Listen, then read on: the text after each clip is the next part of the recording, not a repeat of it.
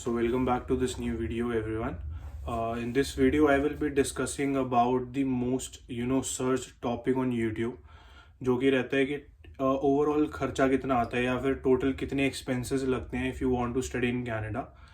तो उसी के ऊपर आज मैं अपना पूरा एक्सपेंसेस की शीट, मैंने सारे एक्सपेंसेस नोट डाउन किए हुए हैं। So I am just going to share each and every expense with you all, starting से लेके आइल्स के एग्ज़ाम से लेकर यहाँ तक लैंड होने में, और यहाँ पर जो बेसिक फर्स्ट मंथ जो आपको नीड पड़ती है उसको भी मैंने इंक्लूड किया है। तो सारे ऑल ओवर एक्सपेंसेस मैं आपके साथ शेयर करूँगा इस वीडियो में कि किस जगह पे कितने रुपीज़ लगते हैं, और एक दो पॉइंट्स ऐसे भी बताऊंगा जिसमें you can save up to some amount. तो just make sure you watch this video till end और स्किप मत करना। और वीडियो स्टार्ट करने से पहले you can hit the like button.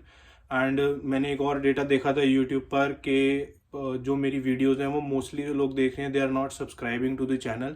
So I would request you all to please hit the subscribe button as well. तो मेरा video बनाने का मेन यही रीज़न है कि अगर हम एजेंट के पास भी जा रहे हैं तो हमें एटलीस्ट इतना रफली आइडिया हो कि यार हमारी फ़ीस कितनी जा सकती है, हमारे मतलब एक्सपेंसेस का एक एस्टिमेट हो हमारे पास कि एजेंट हमें मिसगाइड ना कर सके किसी भी स्टेज पर। So main motive of my video is this only कि आपको मिस इन्फॉर्मेशन ना मिले। आप किसी थर्ड पर्सन, किसी फ्रेंड से ना सुनोगे यार 25-30 लाख लग गए या कोई ऐसे बोलता है, तो उस चीज़ में ना हो, या एजेंट मिसगाइड ना करे, कहीं पर हमें एक्स्ट्रा कमीशन ना दे। एग्जैक्ट एक एक खर्चा पता होना चाहिए, एक एस्टीमेट होना चाहिए। अगर हम इस चीज़ को स्टार्ट कर रहे हैं तो उससे पहले एक एस्टीमेट होना चाहिए। सो इस वीडियो का मेन मोटिव यही है। You can just take a pen and paper and note down the expenses as well. So you can just calculate कि कितना थोड़ा सा अप और डाउन हो सकता है। उसके पीछे दो रीजंस हैं। फर्स्टली कि कॉलेज आप कौन सा सिलेक्ट कर रहे हो, और सेकेंडली कि डॉलर का उस टाइम रेट क्या चल रहा है मार्केट में। तो उस चीज़ से थोड़े एक्सपेंसेस फ्लक्चुएट हो सकते हैं, बट स्टिल एक रफली आइडिया हो जाएगा आपको। Just make sure you watch this video till and. तो अभी मैं स्टार्ट करता हूँ कि सबसे पहला हमारा जो मेन एक्सपेंस है वो क्या होने वाला है। That is going to be your IELTS exam. जो इंग्लिश प्रोफिशिएंसी टेस्ट होता है उसकी फ़ीस जाती है 14,000 रुपीज़। तो ये सबसे बेसिक खर्चा है और सबसे पहला आपका यही स्पेंड होगा। मैंने लास्ट ईयर दिया था एग्ज़ाम, तो उस टाइम फ़ीस थी इसकी 14,000। इसके बाद बात करते हैं नेक्स्ट एक्सपेंस की। इसके बाद जो आता है that is your college application fees. तो आपको जिस भी कॉलेज में टारगेट करना है, let it be any college, Canada और हम्बर, सेंटेनियल, सेनेगा, किसी भी कॉलेज या यूनिवर्सिटी में अगर आपको टारगेट करना है तो मोस्टली कॉलेजेस और यूनिवर्सिटीज़ की फ़ीस होती है एप्लीकेशन फ़ीस, जिसको हम बोलते हैं। तो जब मैंने अप्लाई किया था, मैंने दो कॉलेजेस में अप्लाई किया था। First one was Conestoga and second was Canadore.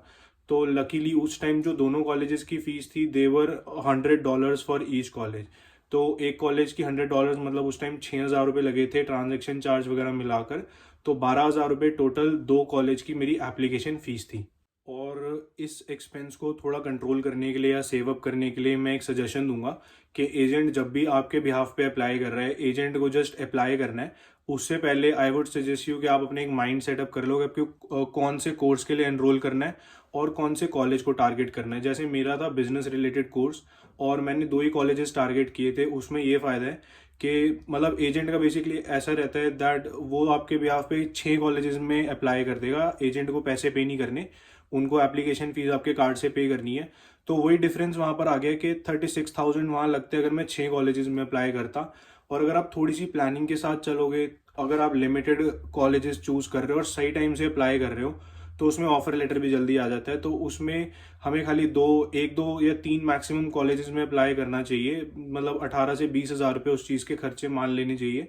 मैंने दो में ही किया था क्योंकि मैंने काफ़ी जल्दी किया था। मेरा सितंबर इनटेक था, मैंने मार्च में अप्लाई कर दिया था। बट उसका फ़ायदा ये है कि मेरे को ऑफर लेटर दोनों कॉलेज से जल्दी आ गया। अगर हम थोड़ा लेट अप्लाई करते हैं, आप इनटेक के पास आओगे जब सीट्स कम रहती हैं, तो थोड़ा रिस्क भी ज़्यादा रहता है। इसलिए तब एजेंट करता है 6 से 7 कॉलेजेस में apply. So make sure you just plan your college course before applying. और टाइमली अप्लाई करोगे तो कम कॉलेजेस में अप्लाई करना पड़ेगा और थोड़े पैसे यहाँ पर सेव अप हो जाते हैं। तो जैसे ही आपने कॉलेज में अप्लाई कर दिया, दूसरा खर्चा हो जाता है हमारा, हमने कॉलेज में अप्लाई किया। उसके बाद जो थर्ड एक्सपेंस की बारी आती है ये कि आपको ऑफर लेटर आ जाएंगे दोनों कॉलेजेस से। अब उस ऑफर लेटर को हमें एक्सेप्ट करना होता है within some days. Suppose 25 से 30 दिन में आपको एक्सेप्ट करना है। और एक्सेप्ट का मतलब ये नहीं कि हमने खाली एक्सेप्ट करना है, हमें उसकी फीस भी भरनी है। तो अब यहाँ पर भी जो हमारा जो थर्ड एक्सपेंस है, जो कॉलेज की फीस जाती है, वो काफ़ी ज़्यादा डिफर कर सकती है। यहाँ पे मोस्टली टॉप कॉलेजेस भी हैं, बॉटम कॉलेजेस भी हैं, कॉलेजेस ऑलमोस्ट सारे सेम है, बस पढ़ाई का लेवल थोड़ा ऊपर नीचे है। बट यहाँ पे फिर से एक और प्लस पॉइंट ये है कॉलेजेस का कि यहाँ पे फीस डिफर करती है, और आपके मतलब दैट्स ऑल योर डिसीजन कि आपको कौन से कॉलेज में जाना है। फॉर एग्जाम्पल यहाँ पे सेनेका कॉलेज है, उसकी 11 लाख रुपए फीस 1 साल की। अब वहीं पे लैम्पटन कॉलेज है, या फिर कैनाडोर कॉलेज है, या फिर एक दो और कॉलेजेस हैं, उनकी 9 लाख है फीस। तो इट टोटली डिपेंड्स है आप कौन से कॉलेज में जा रहे हो। 1.5-2 लाख वहाँ पर प्राइस थोड़ा डिफर कर सकता है। मैंने ऑप्ट किया था कैनाडोर कॉलेज। उसके पीछे मेन रीज़न ये था कैनाडोर कॉलेज के स्टूडेंट फ्रेंडली कॉलेज है। खाली 3 दिन क्लासेस होती हैं, बाकी दिन आप पार्ट टाइम काम करो, आपको कोई और साइड हसल करना है वो करो। कुछ भी साइड हसल बिजनेस टाइम, मतलब आप अपना दिमाग कहीं और लगाना चाहते हो तो easily you are free to work. आपको फ्रीलांसिंग करनी है, मतलब बहुत सारी अपॉर्चुनिटीज़ खुल जाती हैं अगर 3 डेज क्लासेस हैं और 4 डेज ऑफ है, so you get a lot of time. और वही अगर मैं बात करूं हम्बर, सेनेका, सेंटेनियल, ये टॉप कॉलेजेस यहाँ के कहलाए जाते हैं। But still the issue is यहाँ पे 5 डेज क्लासेस होती हैं। बच्चे के पास सैटरडे संडे बचता है, मतलब उन 2 दिनों में भी असाइनमेंट का लोड होता है। बाकी पूरे हफ्ते जो क्लासेस हुई हैं उसका कुछ कंप्लीट करना है, तो वो थोड़ा प्रेशराइज वे में होता है। बट अगर मैं एक जेन्युइन फीडबैक शेयर करूं तो आप जो सेनेका, हम्बर, जो टॉप कॉलेजेस हैं, अगर आप एक डेटा देखो तो जो उनके भी बच्चे हैं, या फिर कनाडा और लैम्पटन जो बाकी कॉलेजेस के बच्चे हैं जिनकी फीस थोड़ी कम है, they all are working at the same places. सब सेम पार्ट टाइम काम कर रहे हैं, सब सेम जॉब्स कर रहे हैं, सबका स्ट्रगल सेम रहने वाला है, everything is going to be same. तो मेरा ये पर्सनल डिसीजन था कि अगर मेरा कॉलेज है तो वो स्टूडेंट फ्रेंडली होना चाहिए, ज़्यादा प्रेशराइज ना करे, बाकी थोड़ा पीस ऑफ माइंड होना चाहिए। मैंने वो कॉलेज टारगेट भी नहीं किया और मैंने अप्लाई भी नहीं किया था उन कॉलेजेस में। सो जस्ट मेक श्योर कि आप जो भी कॉलेज अप्लाई कर रहे हो that is worth it enough, वहाँ पे फीस सही हो और उसका बेनिफिट हो। अगर आप बहुत ज़्यादा स्टूडियस हो सो जस्ट मेक श्योर तभी आप जा रहे हो उन कॉलेजेस की तरफ, वरना वहाँ पे आपको प्रेशर के सिवा और कुछ नहीं मिलेगा। तो अब बात करते हैं नेक्स्ट एक्सपेंस की। सो जैसे ही हम फीस पे कर देंगे अपनी 1 साल की, मेरी जो कैनाडोर की फीस थी वो मैं बताना भूल गया, दैट इज़ एग्जैक्ट 9,14,058 थी समथिंग जब मैंने फीस पे करी थी। वो कन्वर्ट करके और बैंक की कमीशन, उसके बाद थोड़े कन्वर्जन चार्जेस लगा के एग्जैक्ट 9 लाख रुपीज़ डेबिट हुए थे अकाउंट से। तो उसके बाद जो नेक्स्ट एक्सपेंस आता है, जैसे हम अपनी फ़ीस पे कर देंगे, आपको जाना होता है मेडिकल टेस्ट करवाने।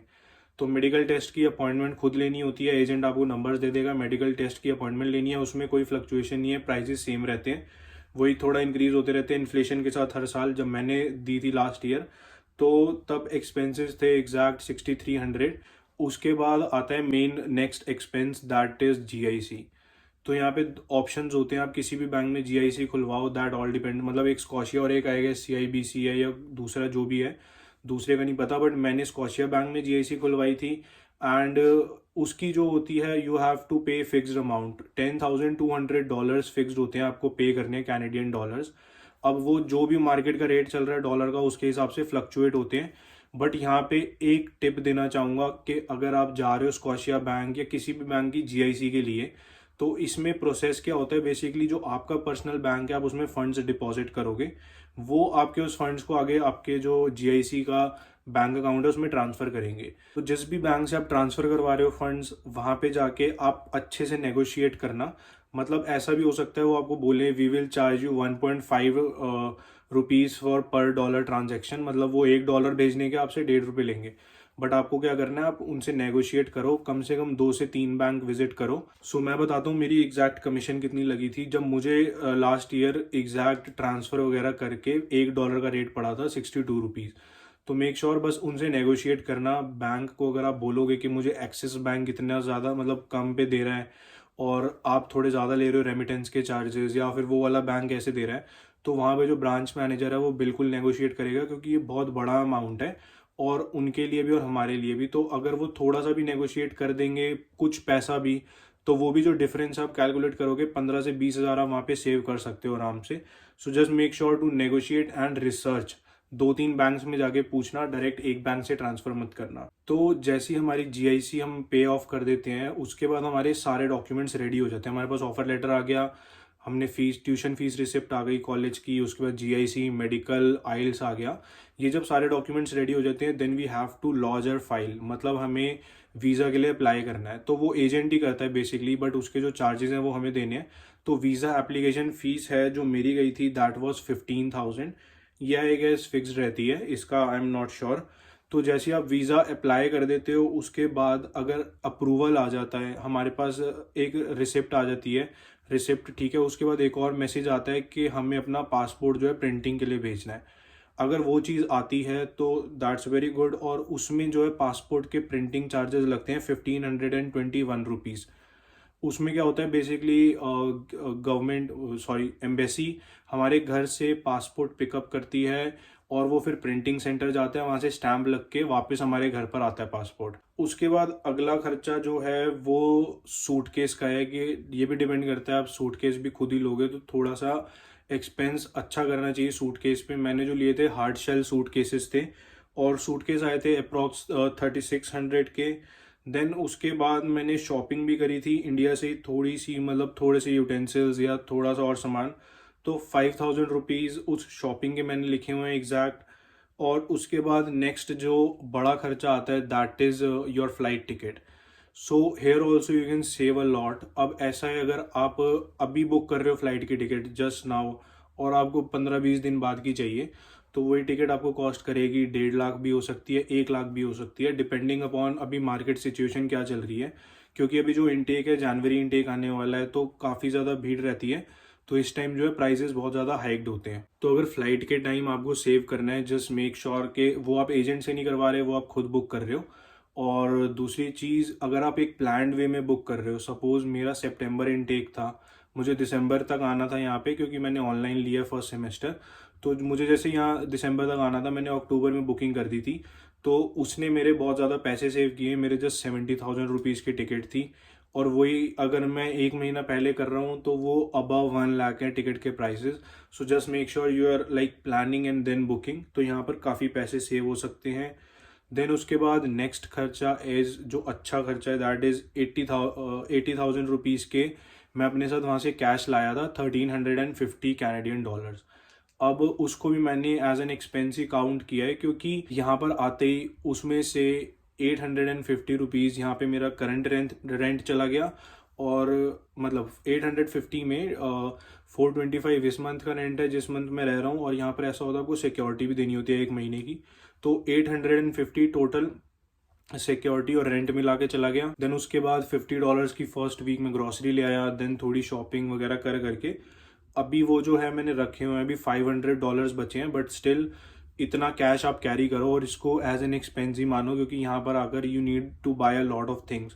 आपको बस का पास बनवाना है, आपको आसपास कहीं जाना है, कुछ खाना पीना है, और उसके बाद like you have to do a lot of things. कोई शॉपिंग करनी पड़ सकती है, जैसे टेम्परेचर कुछ भी रहता है यहाँ पे। मैं आया था, मैं जैसे प्रिपेयर्ड था इंडिया के क्लोथ्स के हिसाब से, बट यहाँ पे आके एट द एंड मुझे शॉपिंग करनी पड़ी, और वो नीड भी है। देन ग्रॉसरी लेने जाना है आपको, अपनी बेसिक आटा दाल चावल वगैरह नहीं, but you have to buy milk, bread, butter, eggs, banana, fruits, और लाइक ये सब बेसिक चीज़ें हैं जो लेनी जानी ही पड़ेंगी यहाँ पे, वो सब हम घर से कैरी नहीं कर सकते।